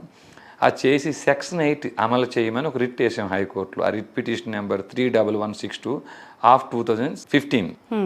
దీనికి 25,000 రూపాయలు కడితే ఈ పిటిషన్ విచారిస్తాను అంద న్యాయస్థానం. 25,000 రూపాయలు డబ్బులు కట్టాము మేము. మీ దగ్గర పోలీసు 25,000 డబ్బులు కూడా కట్టాము మేము. అప్పటికి విచారణ జరగలేదు. కానీ కౌంటర్ ఏమైంది 100 పోలీస్ స్టేషన్లు. అప్పుడు న్యాయస్థానం కౌంటర్ 100 పోలీస్ స్టేషన్లకే పరిధిలోనే సెక్షన్ 8 ఇంప్లిమెంట్ జరగాలని ఆ చట్టంలో పెట్టుందండి, కామన్ క్యాపిటల్ ఏరియా అని. అయితే వీరు కౌంటర్ వేయాలి కదా, కౌంటర్ వేయడానికి బదులుగా నా మీద కేసులు పెట్టేవారు పోలీసులు. అందులో భాగంగానే హబిట్స్ పిఎస్లో ఒక కేసు, గోల్కొండ పిఎస్లో, బంజారాల్స్ పిఎస్లో ప్రతి పోలీస్ స్టేషన్లో కేసులు పెడతా ఉండేవారండి. ఈ కేసులకు లొంగపోయేసరికి ఇతనికి కూతురు అంటే బాగా ఇష్టం. ఆ కూతుర్ని ఏదన్నా డిటైన్ చేస్తే కొంచెం లొంగుతాడని 2వ తరగతి చదువుతుంది నా కూతురు జూబిలీస్ పబ్లిక్ స్కూల్లో. 3rd క్లాస్ మేము ప్రమోట్ చేయమని డిటైన్ చేశారు నా కూతుర్ని. ఈ free and compulsory education act ఒకటి ఉందమ్మా చిల్డ్రన్స్ కోసం. దాంట్లో సెక్షన్ 16 ఏం చెప్తుందంటే 9వ తరగతి వరకు డిటైన్ చేయొద్దు, బహిష్కరించొద్దని చెప్తుంది, ఆ చట్టం చెప్తుంది. నేను వెళ్ళడితే లేదండి మీరు గవర్నమెంట్కి వ్యతిరేకంగా ఉన్నారని చెప్పేసి మిమ్మల్ని డిటైన్ చేయాల్సి వచ్చిందని చెప్పేసి ఆ స్కూల్ యాజమాన్యం ఏదో చెప్తే అక్కడి నుంచి మళ్ళీ మేము డిఈఓ సోమిరెడ్డి గారిని కలిసాను నేను వెళ్ళి. మేమేం చేయలేమన్నారు డిఈఓ సోమిరెడ్డి గారు. అక్కడి నుంచి మళ్ళీ హైకోర్టులో రిట్ వేసాం. ఆ రిట్ వేస్తే ఆ రిట్ పిటిషన్లో అప్పుడు ఎవరంటే పివి సంజయ్ కుమార్ రెడ్డి గారు జడ్జి అండి ఆయన. అంతమంది ఉన్నారు, 100 మంది అడ్వకేట్స్ ఉండగా నన్ను చూసి ఆయన mister Veera Raghavareddy I know you filed so many cases against governor and his advisers అన్నాడు ఆయన. నా పేరు ఎలా గుర్తుంది ఈయనకి, నేను ఎలా తెలుసు? సరే నేను ఇది సర్దుకుని అయ్యా సెక్షన్ 8 అమలు చేయాల్సిన బాధ్యత గవర్నర్దండి. గవర్నర్కి ఆర్టికల్ 361 ఇమ్యూనిటీ ఉంది కాబట్టి సెక్షన్ 8లో సరైన సలహా ఇవ్వలేదు, గవర్నర్తో ఆ పని చేయించలేదని చెప్పేసి అడ్వైజర్స్ మీద మేము కేసు పెట్టాము. నేను పెట్టిన కేసు తప్పుడు కేసు అయితే నా మీద 340 సిఆర్పిసి రీడ్యూత్ 195 1B ప్రయోగించి నన్ను జైలుకి పంపించవచ్చు. అంతకంటే ముందు నేను పెట్టిన కేసు తప్ప ఒప్ప విచారణ జరగాలండి అని చెప్పాను. ఇక్కడ విషయం ఏంటంటే మా అమ్మాయిని డిటైన్ చేసే అధికారం స్కూల్కి ఉందా లేదా? ఈ సెక్షన్ 16 ఏదైతే free and compulsory education act చెప్తుందో దాని ప్రకారంగా డిటైన్ చేసే అధికారం ఉందా లేదా? లేకపోతే మా వాదన కరెక్ట్ ఇంటర్ప్రిట్ చేయడం మీ బాధ్యత అండి అని మేమంటే నాకే సెక్షన్లు చెప్తారా అన్న కోపం ఆయనలో ఉందో ఏమో. ఈ పాపకి వచ్చే సంవత్సరం రీటెస్ట్ పెట్టి పాస్ అయినా ఫెయిల్ అయినా అప్పుడు ప్రమోట్ చేయమని తీర్పిచ్చారండి ఆయన. మళ్ళీ రిట్ అప్పీల్ వేసాము మేము.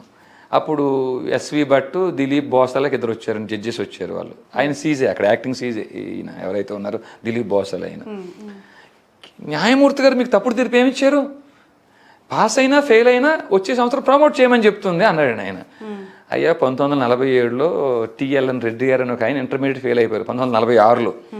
ఇంటర్మీడియట్ ఫెయిల్ అయిపోతే బ్రిటిష్ గవర్నమెంట్ అప్పుడు మన గవర్నమెంట్ కాదు 1946లో బ్రిటిష్ గవర్నమెంట్లో ఇంటర్మీడియట్ ఫెయిల్ అయిపోయిన వ్యక్తికి సేమ్ అకాడమిక్లో సప్లిమెంటరీ పెట్టారు.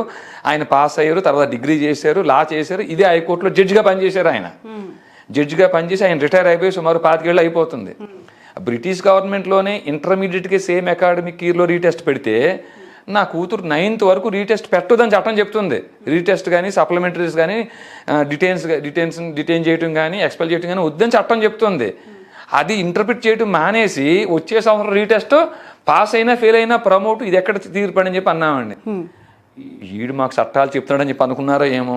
కింద న్యాయమూర్తి ఇచ్చిన తీర్పు, సింగిల్ బెంచ్ ఇచ్చిన తీర్పు మీకు వ్యతిరేకంగా లేదు కాబట్టి మేము ఇంటర్ఫీర్ అవ్వక్కర్లేదు అని చెప్పి ఆయన తీర్పు ఇచ్చారు. మేము బయటకు వచ్చిన తర్వాత ఆ 2 సర్టిఫికేట్ కాపీస్ తీసుకుని ఈ 3 న్యాయమూర్తులకి నోటీసులు పంపించారండి, show cause notice.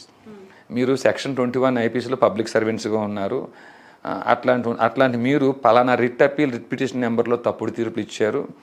And why shouldn't I file case against you under section 197 CRPC to prosecute you under section 219 IPC show cause within 15 days అని సో కాజ్ నోటీస్ 3 జడ్జిలకి పంపించానండి. పంపించిన తర్వాత వాళ్ళు ఎలాగ రిప్లై లేదు, మళ్ళీ నోటీస్ పంపించాను, రిప్లై లేకపోతే ప్రెసిడెంట్ ఆఫ్ ఇండియాకి అప్లికేషన్ పెట్టాను. మీరు ఎవరినైతే 3 న్యాయమూర్తులు నియమించారో ఆ 3 న్యాయమూర్తులు ఇన్కెపాసిటీ పేరుతో ఉన్నారు. వారికి పూర్తిగా పరిజ్ఞానం లేదు, ఇలాంటి దాంట్లోనే న్యాయం చేయలేకపోతే ఎందుకు పని చేయరు వారు. ఈ 219 ఐపీసీ ప్రకారంగా వారికి 7 సంవత్సరాలు జైలు శిక్ష ఉంది. మీరు అపాయింట్ చేసింది మీరే కాబట్టి, వారు పబ్లిక్ సర్వెంట్స్ కాబట్టి వారిని ప్రాసిక్యూట్ చేయడం కోసం 197 సిఆర్పిసి ప్రకారంగా అనుమతి ఇవ్వాల్సిన బాధ్యత మీది. అనుమతి ఇవ్వండి. ఇది 3 నెలల్లో కానీ మీరు ఇవ్వకపోతే డీమ్డ్ ప్రొవిజన్స్ ప్రకారంగా ఇచ్చినట్టే అని చెప్పేసి ప్రెసిడెంట్ ఆఫ్ ఇండియాకి ఒక అప్లికేషన్ పెట్టామండి. ప్రెసిడెంట్ ఆఫ్ ఇండియా మనకి సమాధానం రాకపోతే ఒక ఆర్టీఐ యాక్ట్ వేస్తే ఆయన ఒక రిప్లై ఇచ్చారు. వారు లా అండ్ జస్టిస్ డిపార్ట్మెంట్కి పంపించారు. లా అండ్ జస్టిస్ డిపార్ట్మెంట్ ఏమో సిజిఐకి పంపించారు. వారేమో పెండింగ్ పెట్టి కూర్చున్నారు. 3 నెలల్లో కానీ 197 సిఆర్పిసి ప్రకారం మీకు అప్లికేషన్ వస్తే ఏ ప్రభుత్వం అయినా అనుమతి ఇవ్వకపోతే 3 నెలల్లో ఇవ్వకపోతే ఇచ్చినట్టే అని doctor Subrahmanya Swamy versus doctor Manmohan Singh case చెప్తుందండి. సుప్రీంకోర్టు తీర్పే ఉంది. దాని ప్రకారంగా అయ్యా మరి 3 నెలలు అయిపోయింది, ఇప్పటికి వారు అనుమతి ఏమి ఇవ్వలేదు, నిరాకరించడం లేదు, 3 నేరస్తులు హైకోర్టులోనే ఉన్నారు వారు అని చెప్పేసి చార్మినార్ పోలీస్ స్టేషన్లో కేసు పెట్టామండి. నేనే పట్టుకెళ్ళి కేసు పెడితే అప్పుడు చంద్రశేఖర్ రెడ్డి గారని ఆయన ఎస్హెచ్ఓగా ఉన్నారు. ఇది ఫస్ట్ టైం వింటున్నాను నా జీవితంలోనూ. ఒక 3 జడ్జిలు నేమ్ ఎలా కేసు పెట్టాలి, ఎలా అరెస్ట్ చేయాలి నాకు అర్థం కావట్లేదు. అని ఆయన కొంచెం తడబడ్డారు. అయ్యా మరి మీరు అక్నాలజ్మెంట్ ఇవ్వకపోయినా రిజిస్టర్ పోస్టులో మళ్ళీ పంపిస్తామని రిజిస్టర్ పోస్టులో మళ్ళీ ఆయనకి పంపించి ఆయన కేసు రిజిస్టర్ చేయలేదని మరి అదే హైకోర్టులో మళ్ళీ రిట్ పిటిషన్ వేసామండి. అప్పటికి ఈ జడ్జెస్ మారి అప్పటికి రమేష్ రంగనాథన్ గారు వచ్చారండి. అప్పటికి బట్ ఇదంతా ప్రాసెస్లో మీ పాప అకాడమిక్ మా పాపను వేరే స్కూల్లో జాయిన్ చేసాం అనుకోండి, మా పాపను వేరే స్కూల్లో జాయిన్ చేసాం. ఇదంతా కూడా ఇంత టఫ్ సిచ్యువేషన్ మీకు మీరు ఎందుకు క్రియేట్ చేసుకోవాల్సి వస్తుంది? చాలా లెందీ ప్రాసెస్, టైం టేకింగ్ కదా, ఎందుకు ఈ సెక్షన్స్ ఇవన్నీ? మరి అట్లా కాదు తల్లి, చట్టం అందరికీ సమానమైన 2వ తరగతి పాపను డిటైన్ చేయొద్దని చట్టం చెప్తుందా లేదా? అట్లాంటప్పుడు డిటైన్ చేసే అధికారం లేదు వారికి అని లానే చట్టాన్ని ఇంటర్ప్రిట్ చేయాల్సిన న్యాయమూర్తి ఈ పివి సంజయ్ కుమార్ రెడ్డి గారు ఆయన ఏదో కళ్ళు మూసేసుకుని శుభ్రంగా కళ్ళు మూసుకుని వచ్చే సంవత్సరం రీటెస్ట్ ఏంటో అమ్మ ఓ రోజు మనం ప్రాణం పోతుంది, ఎల్లకాలం మనం బతుకుండం, శరీరం ఉండం, ఒకరోజు ఈ భూమి వదిలిపెట్టి వెళ్ళిపోతాం. ఇప్పుడు నా వయసు 45 సంవత్సరాలు, గట్టిగా ఉంటే 20 ఏళ్ళు 25 ఏళ్ళు శరీరం లోపల ఉంటాను, తర్వాత నేను వెళ్ళిపోతాను కదమ్మా. మనం అల్లారు ముద్దుగా పెంచుకున్న పిల్లల్ని ఇలాంటి భూమి మీద వదిలిపెట్టి వెళ్ళాలా? అసలు ఏమిటి మన గెలుపు ఓటము, జయము అపజయము మనకు తెలియాలా వద్దా? మనకి అది చట్టం పనిచేస్తుందా? కేవలం సామాన్యుల మీద పనిచేస్తుందా? అందరి మీద పనిచేస్తుందా? తెలియాలా వద్దా తల్లి? మరి ఇప్పుడు నేను మీ భూమే, మీ ఇల్లే నాది అని తప్పుడు కేసు పెడతాను మీ మీద. నా దగ్గరున్న పత్రాలు తప్పుడివి అని మీరు నిరూపించడం కోసం మీకు 40 సంవత్సరాలు టైం పడుతుందా? ఇదేం వ్యవస్థ అమ్మా మనకి? దాన్ని గొప్పగా భజన చేస్తున్నామా? రైట్. ఈ నల్ల చొక్కా దేనికి సింబాలిక్గా మీరు వేస్తున్నారు మీ ఆర్గనైజేషన్? అమ్మ ఇప్పుడు అయ్యప్ప స్వామి నలుపు ధరించున్నారు, కాళికామాత నలుపు తల్లి. ప్రత్యేకంగా ఇదే వేసుకోవాలని ఏం లేదు. మీరు అన్న వైట్ షర్ట్ ఇస్తే వైట్ షర్ట్ కూడా ఇప్పుడు కూడా వేసుకుంటాను నేను, కాషాయం ఇస్తే కాషాయం కూడా. ఆ రోజు కూడా మీ గ్రూప్ అంతా నల్ల దుస్తుల్లోనే కనిపించింది, మీరు కూడా రిలీజ్ అయిన తర్వాత ఈ నల్ల దుస్తుల్లోనే కనిపిస్తుంది. అంటేనమ్మా ఎవరైతే రామరాజ్యం పాలకులు ఉన్నారో పాలకులకేమో కాషాయం, సైన్యం ఉందో సైన్యానికేమో నలుపు, అంటే త్యాగానికి గుర్తై ఉండాలని. ఓకే. బట్ శ్రీరాముడు సీతా సమేత జనకరాముడు అని మనం చదువుకుంటూ ఉంటాం కదా, మీరు మీ సీతాదేవిని ఎన్ని కష్టాలకు గురి చేస్తున్నారుగా ఈ జర్నీలో, అసలు ఆవిడ మీతో ఉందా, ఉంటున్నారా? నిజమేనమ్మా, ఆవిడ కాబట్టి ఉంది. ఆవిడ కాక ఇంకెవరన్నా ఈ పాటికి నాకు విడాకులు ఇచ్చేసి ఇప్పుడు నువ్వు కిలో బంగారం రామరాజ్యం కోసం వాడేవంటే ఆవిడ ఇచ్చింది అనుకోండి అమ్మ, అనేక ప్రాపర్టీస్ కూడా రామరాజ్యం కోసం అమ్ముతున్నావు, నువ్వు అమ్మేసావు, కాబట్టి నాకు విడాకులు కావాలని చెప్పేసి ఇంకెవరైనా అడిగేవారు.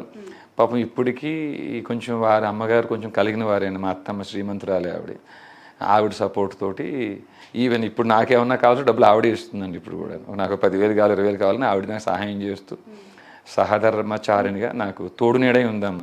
ఇంకా సహాయం పొందే స్టేజ్లోనే ఉన్నారా? ఫండింగ్ రైజ్ ఇవన్నీ కూడా చేస్తూ ఉన్నారు కదా ఆర్థికంగా? అంటే అమ్మా అంటే ఇప్పుడు మా ట్రస్ట్ అకౌంట్, నా పర్సనల్ అకౌంట్ సీజ్ అయి ఉన్నాయి. వాటి మీద కూడా మళ్ళీ పిటిషన్ వేస్తాము. ఇప్పుడు చాలా మంది ముందుకు వచ్చి ఒక ఆయన వెంకటరెడ్డి గారు అని ఆయన భగవద్గీత ప్రచారం చేస్తారు. ఇప్పుడు ఆయనకి పిల్లలు లేరటండి, నన్ను తిడదామని వీడియో చేద్దామని ప్రిపేర్ అయ్యారట. ఆయన వీడియోలు చేస్తారు VVTV పేరుతోటి. రంగరాజన్ గారు మా గుడిలో ఉండి అర్చకుల్ని కొడతారా, ఇలా చేస్తారని చెప్పేసి ఏదో కొంచెం ఆయన భావోద్వేగానికి గురయ్యి నా మీద వీడియో చేయడం కోసం నా వీడియోలన్నీ చూసారట.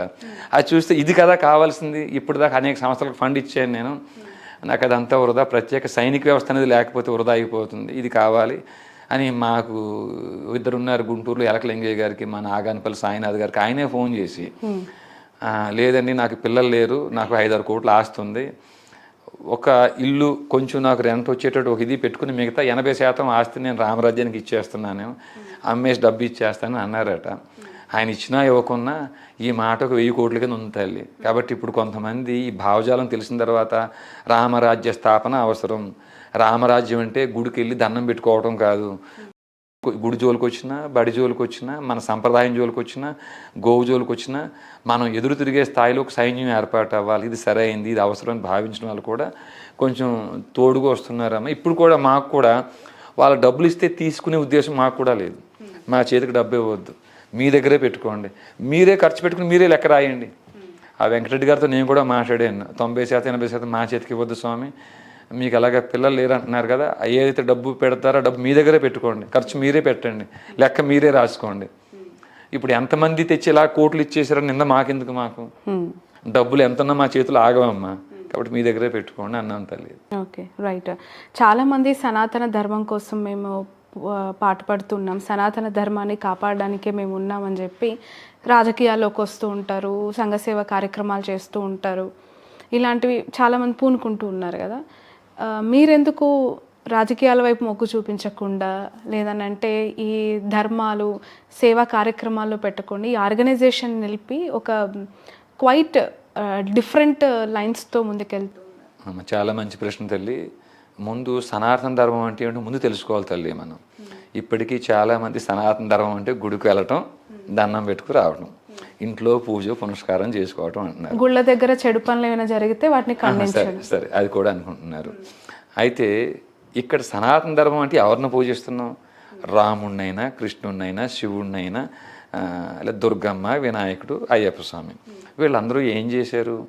దుష్ట శిక్షణ శిష్ట రక్షణ చేశారు. అనేక కష్టాలు కోర్చి, అనేక ఇబ్బందులు ఎదుర్కొనేవారు దుష్ట శిక్షణ శిష్ట రక్షణ చేశారని ఇన్ని యుగాలైనా మనం వారిని పూజిస్తున్నాం. వారు మన పూర్వీకులే తల్లి. దైవత్వాన్ని పొందటం కారణం ఏమిటంటే దుష్ట శిక్షణ శిష్ట రక్షణ చేశారని. మరి ఆ పని వారు అనుచరులుగా మనం చేస్తున్నామా? ఇంకా రెండవది, రాజకీయాల గురించి చెప్తున్నారు తమరు. రాజకీయ నాయకులు ఒకటే ఒక ప్రశ్న తల్లి, సూటుగాను. అంటే ప్రశ్నకు ప్రశ్న సమాధానం కాదు. అయినప్పటికీ మీరు 20 సంవత్సరాలు ముఖ్యమంత్రిగా ఉన్నా, మీరు 30 సంవత్సరాలు ప్రధానమంత్రిగా ఉన్నా, దుష్ట శిక్షణ శిష్ట రక్షణ న్యాయస్థానాలే చేయాలి.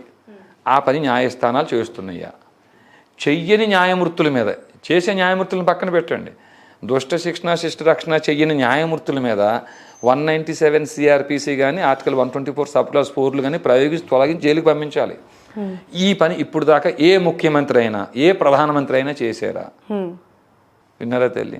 ఏదో పేరుకమ్మా ప్రజాస్వామ్యం అనే పేరుతో మనం ఓట్లు దండుకుని అబద్ధపు హామీలు, అన్ని పార్టీలు చెప్తున్నాం తల్లి, ఈ పార్టీ ఆ పార్టీ కాదు, అన్ని పార్టీలు అబద్ధపు హామీలు ఇచ్చి మనం గద్దెనెక్కి గో సంరక్షణ లేదు, భూ సంరక్షణ లేదు, దేవాలయాల సంరక్షణ లేదు, మన సంస్కృతి సంప్రదాయాల సంరక్షణ లేదు. బట్ మీరు మాట్లాడుతున్న ఈ ఐడియాలజీ రీసెంట్ టైమ్స్లో పవన్ కళ్యాణ్ గారు ఎక్కువగా మాట్లాడుతుంటారు. మన దైవం, మన హిందుత్వం, మన సంప్రదాయం, మన గో సంరక్షణ, మన దేవాలయాలను మనం కాపాడుకోవాలి అని చెప్పి ఎక్కడైనా మీకు కనిపిస్తోందా ఆయన కొంచెం మన అంటేనా ఇప్పుడు ఆయన ప్రభుత్వంలో ఉన్నారు. ఒక రకంగా చెప్పాలంటే చంద్రబాబు నాయుడు గారు, పవన్ కళ్యాణ్ గారు, వీరిద్దరూ ఇంకొక స్టేట్ ఎవరు, బీహారా, ఒడిశా, నితీష్ కుమార్ ఎవరో ఒక ఆయన, వీరు సపోర్ట్ కానీ లేకపోతే కేంద్ర ప్రభుత్వం పడిపోతుందంట. వీరి సపోర్ట్తో ఏర్పాటు అయ్యింది ఈ కూటమి కట్టడానికి కూడా ప్రధాన కారణం పవన్ కళ్యాణ్ గారని విన్నాం. పవన్ కళ్యాణ్ గారు లోపల అలాంటి చిత్తశుద్ధి ఉండటం మనం కూడా గౌరవించాల్సిందే, మనం స్వాగతం పలకాల్సిందే. కానీ 200 మంది మఠాధిపతులు పీఠాధిపతులు ఒక్కటై తిరుపతిలో ఒక తీర్మానం చేస్తున్నారు, గోవుని జాతీయ ప్రాణిగా ప్రకటించాలి అని టీటీడీ ఒక తీర్మానం చేసి పంపించింది. దాంట్లో 200 మఠాధిపతులు పీఠాధిపతులు సంతకాలు ఉన్నాయి. చిన్నజీఆర్ స్వామి మొదలుకొని ఏమంటారమ్మా ఈ యొక్క శంకరాచార్యుల పీఠం వరకు కూడా అందులో పీఠాధిపతులు ఉన్నారు. మరి అలాంటి దాన్ని కూడా నరేంద్ర మోడీ గారు ఆమోదింపజేసే విధంగా పవన్ కళ్యాణ్ కృషి చేసిన చాలా సంతోషం. ఆయన సనాతన బోర్డు అంటున్నారు. టీటీడీ బోర్డుతో మనకి ఎంత ఉపయోగం లేదో సనాతన బోర్డు కూడా అంతేనమ్మా.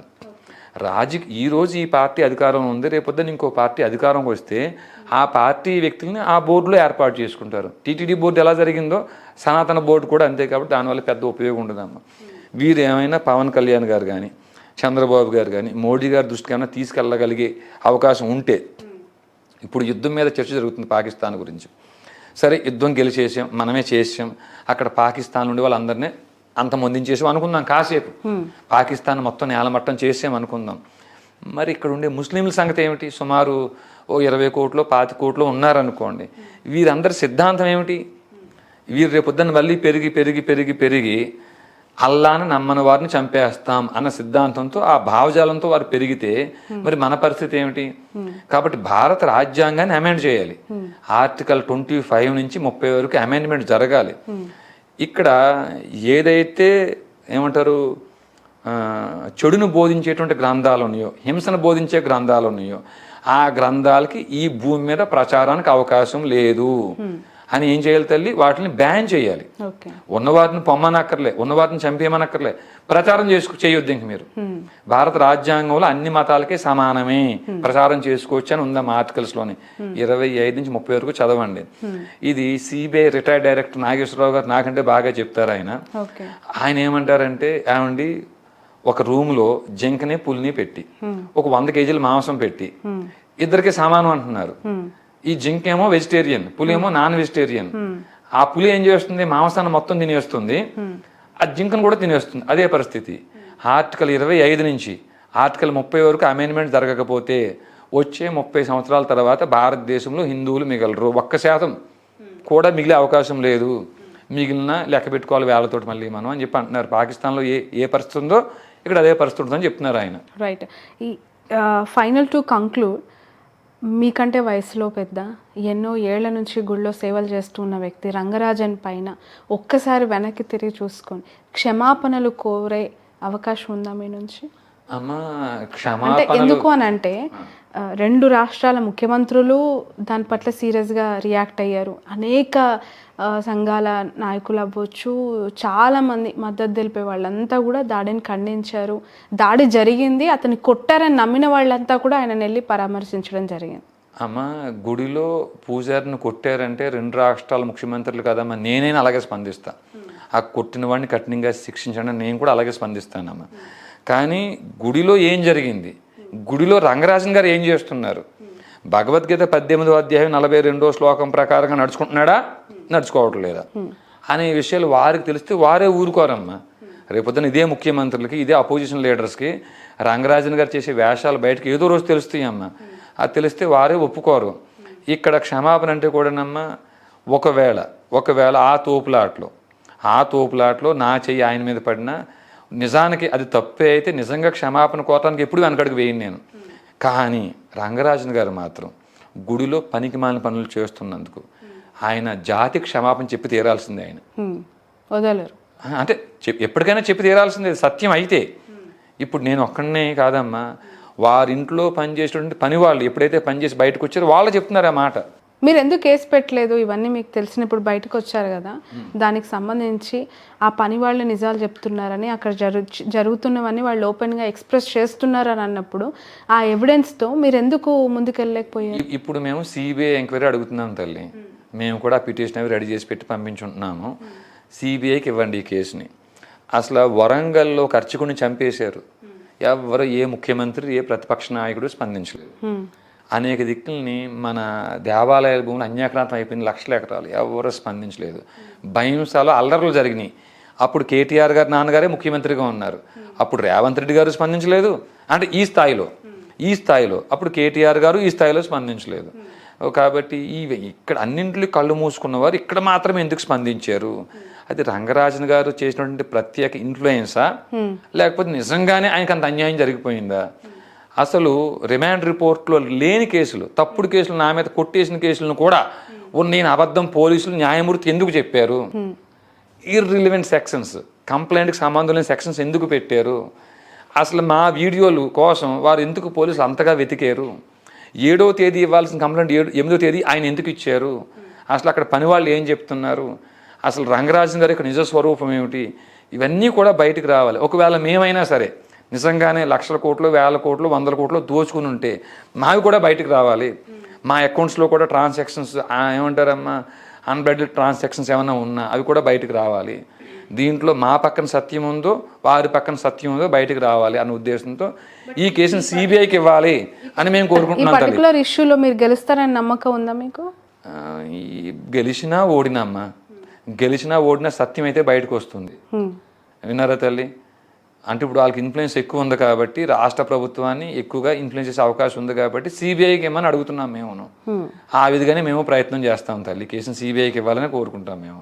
ఇలాంటి వాళ్ళు ఈ రామరాజ్య స్థాపన ఆర్గనైజేషన్లో జాయిన్ అవ్వచ్చు వాలంటీర్లీ? ఎలాంటి క్వాలిటీస్ ఉండాలి ఫైనల్లీ చూసే ప్రేక్షకులకి? అమ్మ, ధర్మస్థాపన కోసం, మన గోవులు రక్షణ కోసం, దేవాలయాల భూముల స్వాధీనం కోసం, మన దేవాలయాలు తిరిగి తీసుకోవడం కోసం పూర్తి సమయం నేను కేటాయిస్తా. 24 గంటలు కేటాయిస్తా. నాకు జీతం ఇవ్వకపోయినా పర్వాలేదు, నాకు ఇంట్లో రెంట్లో ఇవి వస్తుంటాయి, నేను బతికేయగలుగుతాను, నా కుటుంబానికి ఇబ్బంది లేదు అన్నవారు అందరూ స్వచ్ఛందంగా వచ్చి రామరాజ్యంలో సైన్యంగా చేరవచ్చు. లేదు, నా కుటుంబానికి 10,000 20,000 అవసరం, కానీ ఈ కాన్సెప్ట్ కావాలి, నేను ఫుల్ టైం పనిచేస్తాను అన్నవారు కూడా రామరాజ్యంలో రావచ్చు. ఇవన్నీ కాదు, నేను వారంలో ఒక్కరోజే రామరాజ్యాన్ని ప్రచారం చేస్తా, ఈ కాన్సెప్ట్ కావాలనుకున్న వారు కూడా ఇంట్లో కూర్చుని రామరాజ్యం .net ద్వారా వెబ్సైట్ ద్వారా అనుసంధానం అయ్యి రామరాజ్యాన్ని ప్రచారం చేయొచ్చు. బట్ మిమ్మల్ని మీరు ఒక టఫ్ టైంలో ప్రొటెక్ట్ చేసుకోలేని టైంలో ఇలాంటి వాళ్ళందరికీ ధైర్యం ఏమి ఇస్తారు? అమ్మ, టఫ్ టైంలో మాకు మేము ధైర్యం కోల్పోలేదమ్మ. టఫ్ టైంలో కూడా మాకు ఎన్నో బెదిరింపులు వచ్చినాయి. ఉదాహరణ ఖమ్మం ఉందమ్మ, ఖమ్మం నుంచి 5 మంది అమ్మాయిలు వచ్చారు. ఈ 5 మంది అమ్మాయిలు కూడా రిమాండ్ అయ్యారు. వారు ఎస్టీ లంబాడకి సంబంధించిన వారండి. వారు మొత్తం 7 మెంబర్స్ వస్తే దాంట్లో 5 మంది మహిళలు. ఈ 5 మంది ఇంటికి వారు రిమాండ్లో ఉన్నప్పుడు, వారి భర్తలు ఇంట్లో ఉన్నప్పుడు 1 గంటకు ఖమ్మం పోలీసులు వెళ్ళి పోలీస్ స్టేషన్కి ఈడ్చుకుని వెళ్ళి వారిని, మీరు వీర రాఘవరెడ్డి మీద కేసు పెట్టండి, ఎస్సీ ఎస్టీ కేసు పెట్టండి, మా భార్యల్ని మాకు తెలియకుండా కిడ్నాప్ చేసి తీసుకెళ్ళిపోయాడు, మా భార్యలకి వెళ్ళే ఉద్దేశం లేదు, ఇంట్రెస్ట్ లేదు, బలవంతంగా తీసుకువెళ్ళారు అని మీరు కేసు పెడితే మాత్రమే మీ భార్యలకి 10 రోజుల్లో బెయిల్ వస్తుంది, లేకపోతే బెయిల్ ఇప్పట్లో రాదు అని బెదిరిస్తే వారు ములాఖత్ అయ్యి వీరితో మాట్లాడిన తర్వాత వీరు చెప్పారట, 10 రోజులు కాదండి, సంవత్సరం మాకు బెయిల్ రాకపోయినా పర్లేదు, మేము తప్పుడు కేసు పెట్టం అని అన్నారటండి. అలాంటి కష్టకాలంలో అండగా నిలబడిన వారిది, వారి యొక్క క్షేత్రాన్ని మనం ఎలా పొగడాలి? శ్రీకాకుళం నుంచి ఒక 5 మంది వచ్చారండి. వారు ఈ రోజుకి ఇట్లాంటి కేసులు ఎన్ని పెట్టినా పర్లేదు, మేము సిద్ధమై ఉన్నాం స్వామి, పిలవండి వారు అంటున్నారమ్మా. ఇప్పటికీ రామరాజ్య స్థాపన కోసం మేము వెనకడుగు వేయలేదు కదమ్మా. కాబట్టి ఈ కఠినమైన పరిస్థితుల్లో కూడా దీన్ని శిక్షగా భావించలేదు, మేము శిక్షణగా భావించాము తల్లి. మాకు అనేక మంది ఆత్మబంధువులు ఉన్నారండి. ఎవరు తల్లి? ఆత్మబంధువులు. అనేక వర్గాల్లో, అనేక వర్ణాల్లో, అనేక గోత్రాల్లో, అనేక వంశాల్లో అంత ఆత్మబంధువులు ఉన్నారు. వారి శక్తి మేరకు మీలాంటి వారి ప్రోత్సాహంతో ఈ 4 మాటలు విని వారి పని వారు కూడా చేస్తారు. బట్ ఈ రామరాజ్యం అనేది ఇక్ష్వాకుల వంశానికి సంబంధించింది అనేది చెప్తూ ఉంటారు. ఎలా ఇంటర్లింక్ అయ్యింది? అసలు రామరాజ్యానికి ఇక్ష్వాకు వంశానికి సంబంధం లేదమ్మా. ఇక్ష్వాకు వంశం అనే పదం ఎందుకు వచ్చిందంటే, ఈ ముస్లిమ్స్ వక్ఫ్ బోర్డు పేరుతో ఈ భూమి అంతా మాదే అని చెప్పేసి క్లెయిమ్ చేసుకుంటూ వెళుతున్నారు. 500-600 సంవత్సరాలే పరిపాలించాము మేము, కాబట్టి ఇది నిజాం పరిపాలించారు, ఈ భూమి మాది అని క్లెయిమ్ చేసుకుంటూ వెళ్తున్నారు. రాముడు వాలితో ఎప్పుడో చెప్పాడు ఈ భూమి అంతా ఇక్ష్వాక వంశీయులది అని. అసలు ఇక్ష్వాక వంశీయులు ఏ గోత్రాల్లో ఉన్నారు, వారు ఎక్కడున్నారు, అధ్యయనంతో కూడిన అధ్యాపనం కానీ జరిగితే, మీరు నిన్నగాక మొన్న వచ్చి 500-600 సంవత్సరాలు పరిపాలించి భూమి మాది అంటున్నారు.